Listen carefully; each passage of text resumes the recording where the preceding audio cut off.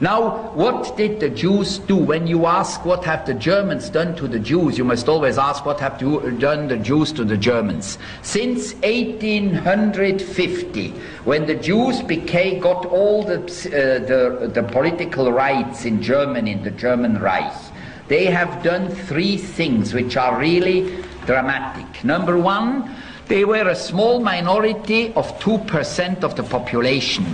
At the time when Hitler came to power, 500,000 within 60 million German people. 500,000 among 60 million.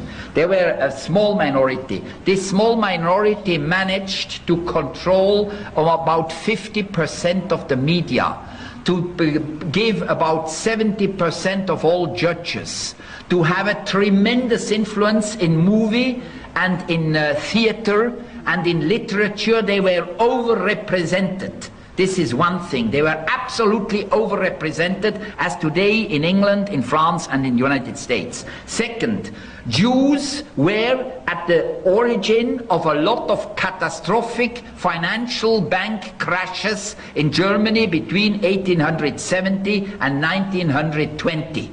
In that time, they made a lot of crashes which have, this is all documented. It's not Nazi propaganda or anti-Semitic or Arab propaganda. It's a lot of books have been published, even by Jewish Germans, about this problem. They have millions of German fathers have lost their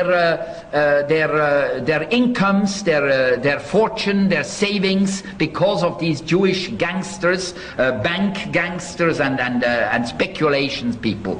Then the third point, which was psychologically the most dangerous of all, they have introduced into German art and culture and theater and movie decadence, immorality. The first homosexual theaters, plays, were made in Berlin in the 1920s.